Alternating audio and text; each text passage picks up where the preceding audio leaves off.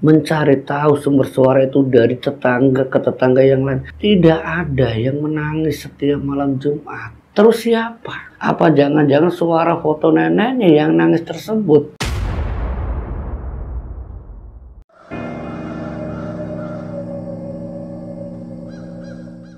Bismillahirrahmanirrahim. Assalamualaikum warahmatullahi wabarakatuh. Alhamdulillah wa syukurillah wa ni'matillah la haula wala quwwata illa billah, amma ba'd. Jumpa kembali di channel Hikmah Misteri bersama saya Pak Ade.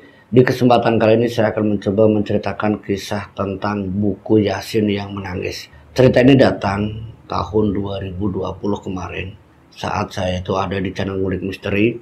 Nah, cerita itu tentang bagaimana dia mendengar suara-suara tangisan yang setiap malam Jumat. Nah, kejadian itu di mana? Tidak usah lama-lama, kita langsung masuk ke dalam cerita Hikmah Misteri. Sebut saja namanya Nadia. Nadia tinggal bersama kedua orang tuanya di salah satu rumah. Rumah itu adalah rumah warisan dari kakeknya yang ditinggali oleh orang tua termasuk Nadia. Dari kakek ibunya memang sudah meninggal. Nah, di sini ada satu kejadian yang sering dialami oleh kedua orang tuanya Nadia termasuk Nadia sendiri, yang diceritakan oleh Nadia lewat email Ngulik Misteri ini kalau dia itu sering mendengar suara tangisan dari lemari bopet atau lemari hias yang ada di ruang tamu. Tapi waktu pertama kali Nadia mendengar suara tangisan itu, dia mengira kalau itu dari tetangganya atau mungkin dari orang tuanya atau mungkin dari orang-orang sekitar. Tapi kejadian itu terus menerus dan berulang setiap malam Jumat.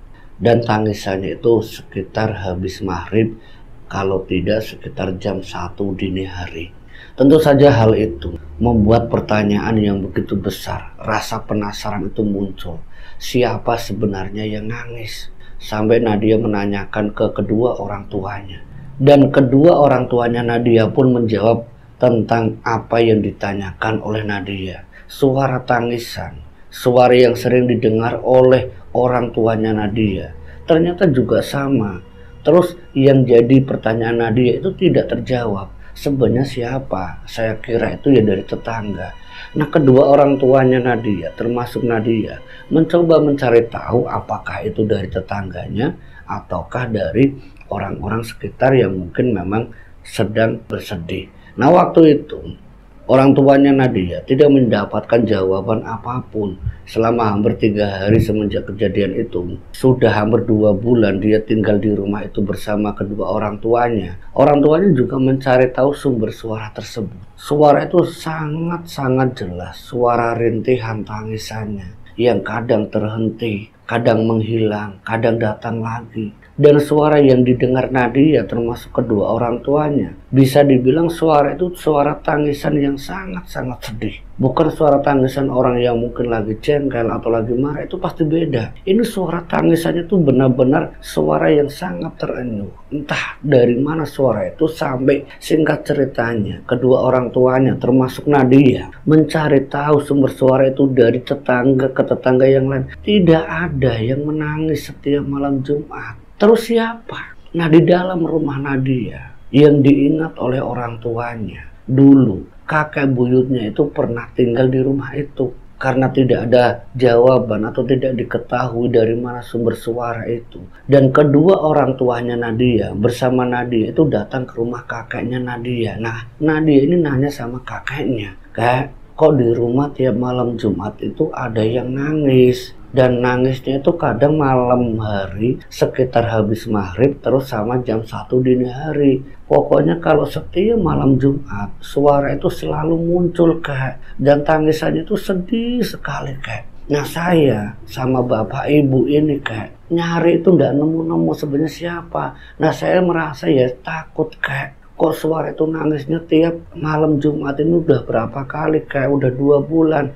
Saya sebenarnya takut, Kak. Saya tidak pingin ada di rumah itu. Saya pingin nyari tempat lain. Kakek mau nggak ngizinin Nadia sama bapak sama ibu tinggal di sini? Dijawab sama kakeknya Nadia, Ya kakek mengizinkan untuk kamu Nadia, untuk bapak kamu, untuk ibu kamu, ya kakek mengizinkan. Tapi kan sayang, rumah itu ndak ada yang nungguin, ndak ada yang nempatin. Sedangkan kamu itu cucu kakek satu-satunya. Terus untuk siapa rumah itu kalau bukan untuk kamu, untuk bapak kamu? Kakek ya di sini, ini ya sama keponakan kakek. Ya kalau kamu mau tinggal di sini ya silahkan. Tapi ya sayang rumah itu kan tidak dipakai. Nanti takutnya malah kenapa-napa. Ntar jadi kayak orang bilang itu ya suwung atau misalkan banyak demitnya, banyak jinnya. Kakek khawatir ke situ. Makanya ya kakak minta ya kalau kamu takut ya nanti kita coba cari solusinya. Apa benar apa yang kamu katakan, yang bapak kamu ceritakan juga tentang suara tangisan yang tiap malam Jumat, benar apa enggak? Nah singkat cerita, kakeknya Nadia itu ngasih solusi rumah yang ditinggali oleh anak dan cucunya diadakan pengajian selama 7 hari berturut-turut. Nah maksudnya ya kalau misalkan memang ada penunggu di rumah itu setidaknya bisa pindah ataupun tidak ganggu orang-orang yang ada di dalam rumah itu, yaitu Nadia dan kedua orang tuanya. Nah singkat cerita ini setelah 7 hari dilakukan pengajian, salah satu pemimpin tahlil, seorang ustadz itu menjelaskan kalau dia merasakan di rumah itu ada sosok wanita yang merupakan penunggu, tapi wanita itu tak lain adalah neneknya Nadia. Jadi seakan-akan neneknya Nadia yang sudah meninggal beberapa tahun yang lalu, yang sempat tinggal di rumah itu, memang dia itu sering nangis. Nah akhirnya kakeknya Nadia itu cerita, apa benar yang dikatakan si ustadz itu kalau neneknya Nadia itu yang setiap hari kadang nangis, setiap malam Jumat setiap dia berdoa itu nangis, itu bisa menjadi sesuatu yang ditinggalkan oleh neneknya, satu perilaku yang dimanfaatkan oleh jin korin itu dari sang ustadz. Nah penjelasan kakeknya ke Nadia termasuk ke orang tuanya, akhirnya Nadia dan kedua orangnya itu pun paham bahwa dulu neneknya Nadia itu kalau ngaji di rumah itu ya setiap malam Jumat selalu dengan suara yang diiringi tangisan, seakan-akan berdoanya itu berharap sekali. Tapi apa iya dan apa mungkin suara neneknya itu muncul di rumah itu? Itu yang jadi pertanyaan Nadia. Nah setelah mendapatkan penjelasan dari seorang ustadz tadi bahwa di dalam rumah itu ada sosok neneknya yang sering memunculkan tangisan, itu sempat membuat Nadia dan kedua orang tuanya itu pun merasakan takut walaupun itu neneknya. Tapi sebagai anak remaja, anak gadis itu Nadia, ya perasaan takut itu tidak bisa terelakkan, tidak bisa terpungkiri. Kalau hari Kamis yang diingat Nadia menjelang maghrib, itu dia sudah terbayang-bayang kalau suara itu bakal muncul, bakal hadir. Nah kehadiran suara tangisannya itu sampai berkali-kali karena saking penasarannya bapaknya Nadia, kalau sudah tahu itu adalah ibunya sendiri, itu neneknya Nadia, ya bapaknya Nadia itu ya berusaha untuk mendoakan neneknya dengan setiap malam Jumat ngaji Yasin, setiap malam Jumat melakukan doa zikir dan sebagainya. Nah kebetulan waktu itu Nadia itu kan di rumahnya dia cuman ada beberapa kitab suci Al-Quran. Ibunya, bapaknya Nadia termasuk Nadia itu membaca Yasin. Nah dia yang tidak hafal ini harus nyari Yasin, harus nyari buku Yasin untuk bisa mengikuti bapak ibunya yang sama-sama membaca surat Yasin saat setelah maghrib. Nah waktu itu yang terjadi, yang dialami Nadia ketika dia nyari buku Yasin yang ditaruh bapaknya itu di dalam lemari ruang tamu, bapaknya itu teringat ada buku Yasin yang ada di lemari itu. Nah Nadia itu disuruh ngambil. Nah saat dia beranjak ke ruang tamu selesai dia sholat maghrib yang masih pakai mukena mau ambil buku Yasin, nah saat baru sampai beberapa langkah keluar dari tempat ibadah di rumahnya dia, itu baru beberapa langkah suara itu muncul kembali. Nah saat itu dia langsung balik lagi ke ruangan di mana bapak ibunya itu sedang siap-siap untuk memimpin tahlil, memimpin Yasin. Nah waktu itu bapaknya sempat kaget, ada apa Nadia, kenapa kamu lari? Pak, suara itu bapak dengar enggak? Nah bapaknya mencoba mendengarkan, ibunya disuruh diem, itu suara itu benar-benar jelas. Suara tangisannya, kesedihannya benar-benar nyata, yaitu suara neneknya, bapaknya Nadia itu, Bu sebentar, saya sebentar lagi baca doa untuk ibu, ibu yang tenang di alam barzah. Itu dalam ucapannya bapaknya Nadia. Nah, bapaknya Nadia yang bersiap-siap untuk membaca surat Yasin, berikut tahlil dan yang lainnya, itu mengantar Nadia untuk mengambil buku Yasin. Nah, buku Yasin yang ada di ruangan tamu, yang ada di lemari Bapak tersebut, saat diambil oleh bapaknya, itu ada foto ibunya, yaitu neneknya Nadia. Tapi di saat foto itu terlihat, itu seakan-akan ya kayak bapaknya Nadia itu merasakan kalau foto itu ya terlihat masih hidup, seakan-akan senyum, seakan-akan ya apakah itu hanya halusinasi atau apa, itu ya diceritakan oleh bapaknya Nadia. Nah, saat buku Yasin itu dibawa oleh bapaknya Nadia, terus dibaca oleh Nadia, Nadia membaca buku Yasin itu seperti tidak ada halangan sampai selesainya, sampai dzikirnya selesai. Nah, saat ditaruh kembali ke lemari tersebut, itu suara itu bukannya nangis, tapi seakan-akan suara itu sudah tangisannya itu berbeda. Tangisannya itu tangisan suara yang agak ya gimana lah, pokoknya suara itu benar-benar nyata didengar oleh Nadia. Sampai Nadia penasaran, apakah jangan-jangan dari buku Yasin itu, apa jangan-jangan suara foto neneknya yang nangis tersebut. Nah, rasa penasarannya Nadia itu sampai ngomong ke bapaknya, "Pak, apa jangan-jangan selama ini suara itu muncul dari buku Yasin itu, Pak?" Bapaknya yang bingung dengan apa yang dikatakan Nadia. Bapaknya Nadia itu sampai ngedatengin namanya si Ustadz, yang bisa dibilang dia itu seorang ahli kebatinan. Nah, saat si Ustadz itu dipanggil pas habis sholat isyanya, itu menjelaskan apakah buku Yasin ini benar-benar bisa menjadi satu media kalau sosok almarhum ibunya itu, neneknya Nadia itu bisa datang di sini. Nah, penjelasan dari Ustadz itu, dia memang ada di rumah ini. Dia sering datang setiap malam Jumat. Ia seakan-akan ingin melihat cucunya, ingin melihat kamu anaknya. Ya bukan seakan-akan lagi, dia pasti datang. Tapi datangnya itu seharusnya yang kamu yang jadi anak, kamu yang jadi cucu,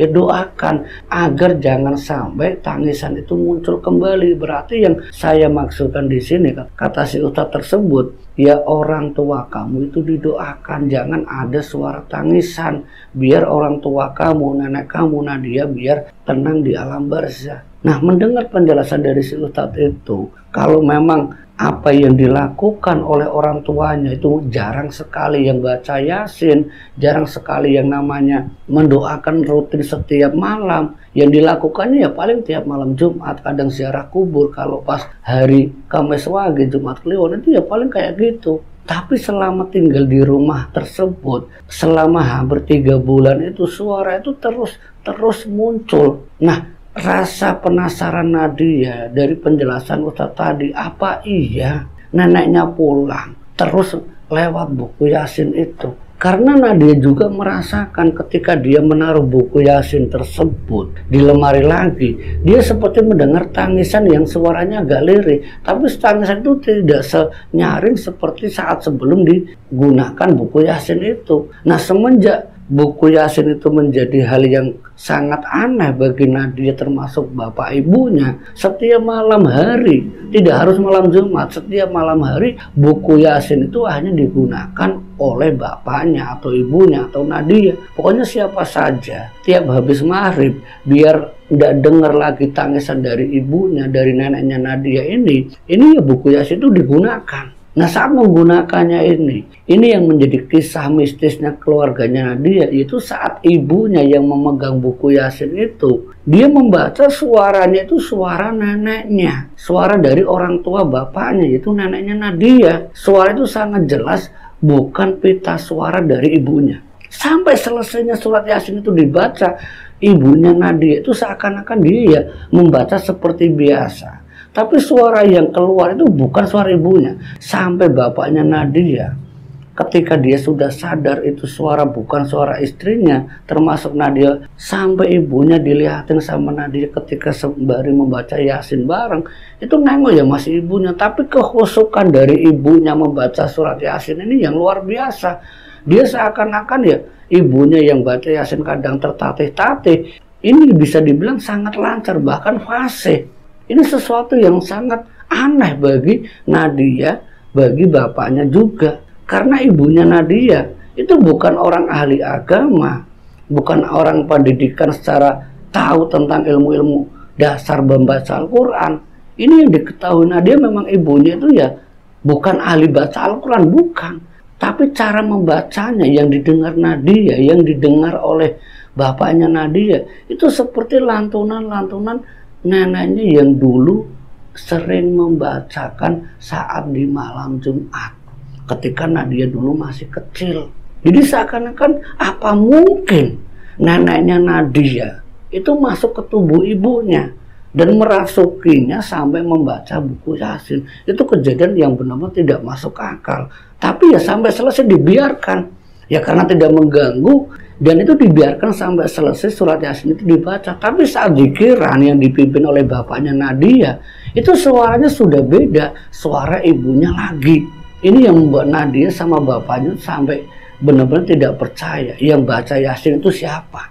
Apakah ada kaitannya dengan neneknya Nadia yang sudah meninggal, yang pernah menjadi guru ngaji? Itu yang menjadi pertanyaan. Tapi kenapa kok sampai nangis terus?